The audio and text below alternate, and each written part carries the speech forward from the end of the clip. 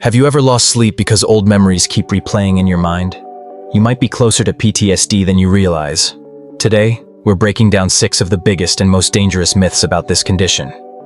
If you've ever wondered what PTSD really is, and why so many people misunderstand it, you're in the right place. These myths don't just confuse people. They silence those who are suffering. They make loved ones judge too quickly, and they stop countless people from reaching out for help. But here's the truth. Once we uncover these misconceptions, PTSD becomes a lot less mysterious, and healing starts to feel possible. In the next few minutes, we'll go through each myth with real-life examples, relatable stories, and even some surprising insights you probably haven't heard before.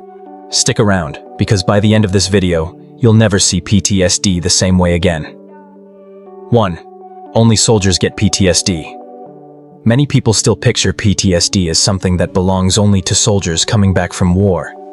Yes, the term was first used when veterans returned from combat and struggled with what was once called shell shock. But PTSD isn't just a military condition, it's a human condition.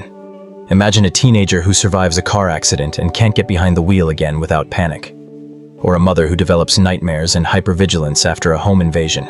Or a nurse who worked through the chaos of an ICU during a pandemic and still flinches at certain alarms.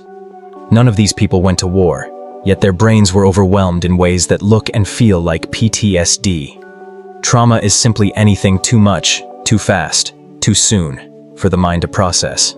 By that definition, it happens in schools, homes, hospitals, neighborhoods, everywhere. PTSD doesn't discriminate by profession or background. If trauma can come from anywhere, then why do some people develop PTSD while others walk away seemingly untouched? The answer lies in the next misconception. 2. Trauma always leads to PTSD. A second major misconception is that anyone who experiences trauma will automatically end up with PTSD. That isn't true. 2 people can live through the same event, a house fire, a car crash, or growing up in a turbulent household, and come out with completely different responses. One might battle flashbacks for years, while the other slowly finds a way to move forward. Why the difference? A big part of it is resilience, the brain's natural ability to recover after something overwhelming. Some people instinctively lean on friends, reach out for therapy, or have healthy coping habits they can draw on right away. Others may isolate, shut down, or never learned how to process pain at all. Genetics, family support, cultural background, and even previous life experiences all shape how our brains respond. Here's the important part. Resilience isn't fixed. Think of it like a muscle. The more you exercise it, the stronger it gets. Sleep, movement, therapy, mindfulness, and having people you can trust actually build your brain's capacity to withstand stress. If trauma doesn't guarantee PTSD and resilience can grow, then why do so many people still think of those with PTSD as dangerous or unstable? That brings us to the next myth. 3. People with PTSD are violent. One of the most harmful myths is the belief that people with PTSD are dangerous or violent. Movies often show a veteran snapping in anger or a character exploding without warning. While anger can be a symptom for some, it is far from the whole picture. PTSD looks different for everyone. For many, it doesn't appear as aggression, but as silence, withdrawal, or hypervigilance. Picture someone who avoids crowded places because the noise feels unbearable, or a parent who flinches when a door slams because it reminds them of a past assault. Those reactions are not dangerous to others. They are signs of a nervous system that has been pushed into constant alert. Yes, irritability and sudden anger can be part of the disorder, but the far more common battles happen internally. People may struggle with nightmares, guilt, or the urge to numb their pain with alcohol or self-destructive behaviors. These struggles are often invisible, making it easy for others to misjudge them. The reality is simple. Most people with PTSD pose no threat to anyone. They're often fighting just to feel safe in their own bodies and homes. If PTSD isn't about violence, then why do so many still believe it equals weakness? Let's tackle that next. 4. PTSD means you're weak. Another painful myth is that PTSD is a sign of weakness. People sometimes say, if you were stronger, you would have handled it. But that thinking misses the truth entirely. PTSD isn't about character flaws. It's about biology. When the nervous system is overwhelmed, It reacts whether you consider yourself strong or not. Surviving trauma itself takes incredible strength. Imagine living through a natural disaster, childhood abuse, or a violent assault. Making it through those moments isn't weakness, it's endurance. And what happens afterward is not a choice. The brain doesn't simply decide whether to react, it gets rewired by the trauma. On top of that, many people with PTSD never had healthy examples of coping while growing up. If no one modeled how to talk about feelings, how to reach out for help, or how to manage stress, then expecting someone to just deal with it is unrealistic. Here's the irony. Facing PTSD head-on requires more courage than pretending it doesn't exist. Therapy, opening up about the past, and confronting triggers are acts of bravery, not weakness. So if PTSD isn't weakness, why do so many people assume it will just fade away with time? The next myth explains why waiting can actually make things worse. 5. Time will heal PTSD. One of the most frustrating myths is the idea that PTSD simply fades away if you wait long enough.